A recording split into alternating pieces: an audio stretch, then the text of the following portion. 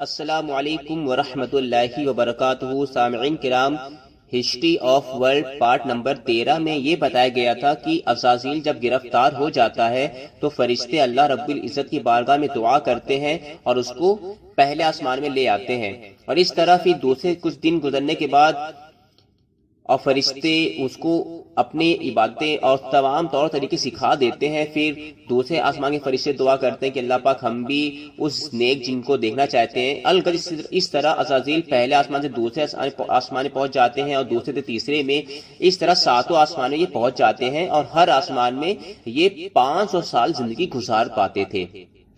اس کے بعد حضرت رضوان جنت نے بھی دعا کری کہ اللہ پاک اس کو جنت میں داخل کر دیا جائے، تو اس طرح یہ جنت بھی داخل کر دی جاتے ہیں۔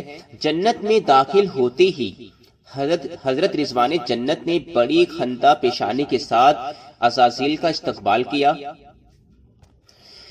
حضرت رضوان جنت عزازیل کو دیکھتے ہی کہنے لگے، آئیے بھائی عزازیل، ہمارے ایسے نصیب کہاں کہ آپ کی زیارت کر سکیں اور آپ کی بہترین تعلیم اور قابل تقلید زندگی سے کچھ سبق حاصل کر سکیں۔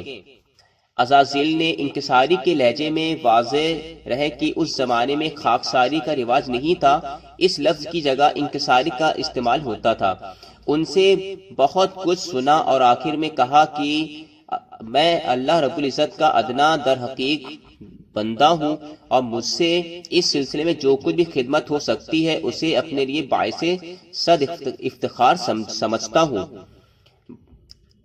حضرت رضوان بولے، اگر کچھ دن ہمیں بھی درس و تدریس سے استفادہ کا موقع دیا جائے تو ہم اہلیان جنت اپنی خوش نصیبی سمجھیں گے۔ اور جنت الفردوس جنت کی طرف اشارہ کرتے ہوئے انہوں نے پھر کہا کہ یہ سب آپ کے رہین و منت ہوں گے، آپ اگر ہماری التجا قبول فرما کر کچھ روز خلد میں قیام کریں۔ عزازیل نے کہا، آپ کو بھی معلوم ہے کہ پروردگار عالم نے مجھے بھیجا ہے، چند یوم آپ کے ساتھ بھی گزار دوں، پھر یہ کیسے ممکن ہے کہ میں یہاں نہ رہوں؟ میری کیا مجال ہے کہ تعلیم حکم سے سرکشی کا ارادہ بھی کر سکوں۔ اس کے بعد حضرت رضوان نے با اجازت خداوندی عزازیل کو تمام خلد کی سیر کرائی۔ جی باغ اس کا ہو گیا، وہ کچھ دیکھا جو کبھی نہ دیکھا تھا اور شاید اب کبھی وہ دیکھ بھی نہیں سکے گا۔ الغرض سامعین کرام، عزازیل جنت میں رہنے لگا اور وہاں بھی وہی وعظ و نصیحت کا سلسلہ شروع ہو گیا، اور یہ دستور مقرر ہوا کہ ایک مخصوص اور باعظمت مقام پر یاقوت احمر یعنی کہ لال سرخ یاقوت کا ممبر تیار ہوتا تھا، اور اس پر ایک نوری علم استادہ کیا جاتا تھا۔ اس پر عزازیل واعظ کہتا تھا، پھر مجلس میں ملائکہ کی تعداد اتنی کثیر ہوتی تھی کہ ان کا شمار صرف اللہ رب العزت کے سوا کوئی نہیں جانتا۔ سامعین کرام، درس و تدریس کا یہ مبارک سلسلہ سالہ سال تک جاری رہا۔ ملائکہ نے اس زمانے میں عزازیل سے بہت کچھ حاصل کیا، گو ساتوں آسمانوں سے زیادہ فردوس میں ملائکہ نے عزازیل سے فائدہ اٹھایا، لیکن میرے خیال میں وہ اتنا ہے جیسے کسی بغیر ساحل کے سمندر میں سے کسی نے چند قطرے لے لیے ہوں، کیونکہ اللہ رب العزت نے علم کی کوئی انتہا نہیں رکھی ہے۔ تو سامعین کرام، اس طرح عزازیل جنت میں رہنے لگے اور فرشتے ان کے لیے سرخ یاقوت کے ممبر بناتے تھے، اور یہ اس میں بیٹھ کے فرشتوں کو درس و تدریس وغیرہ دیتے تھے۔ اس طرح کافی عرصہ گزر گیا، اور اس ترقی درجات کے زمانے میں زمین کی دنیا نے پھر ایک کروٹ بدلی۔ عزازیل آسمانوں پر محو تدریس تھا اور آسمانی دنیا کو دولت علم و عبادت سے مالا مال کر رہا تھا۔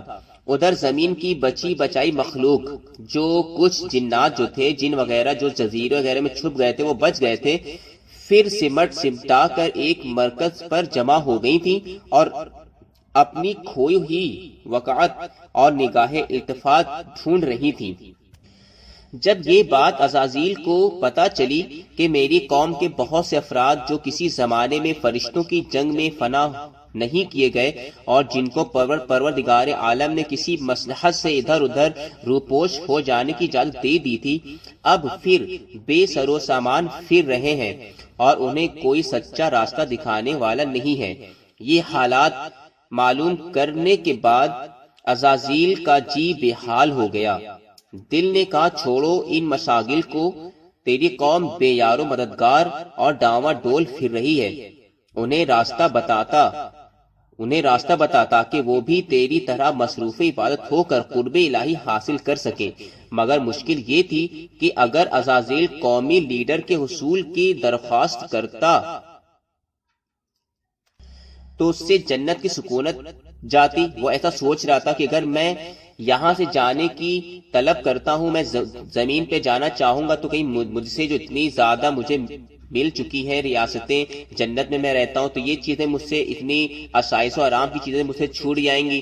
اور کبھی کبھی اس کے دل میں یہ بھی خیال آتا تھا کہ میرے قوم کے لوگ ہیں، میں ان کو سمجھاؤ بجھاؤں، تو کبھی یہ خیال آتا تھا، کبھی وہ خیال آتا تھا۔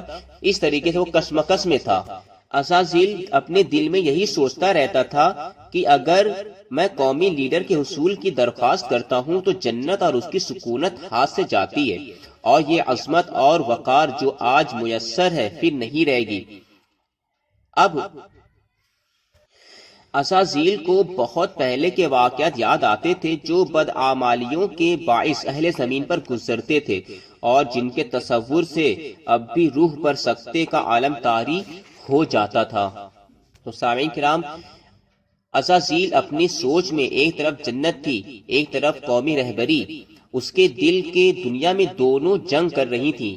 کبھی اعزاز ذاتی کا غلبہ ہو جاتا تھا، کبھی حب قومی کا، کبھی سوچتا تھا کہ قوم کی رہبری کے لیے زمین پر جانا پڑے گا تو یہ آسمانی سکونت چھین جائے گی، اور کبھی یہ احساس پریشان کرتا تھا کہ قومی خدمت پر ہزار راحتیں قربان کر دینی چاہیے۔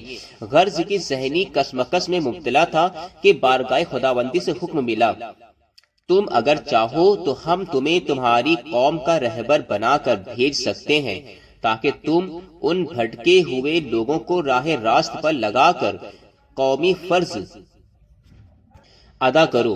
اس کے بعد بھی تمہارے ساتھ یہ رعایت رہے گی کہ تم جب چاہو آسمان پر بلا روک ٹوک آ سکتے ہو اور جب چاہو اپنی قوم میں جا سکتے ہو۔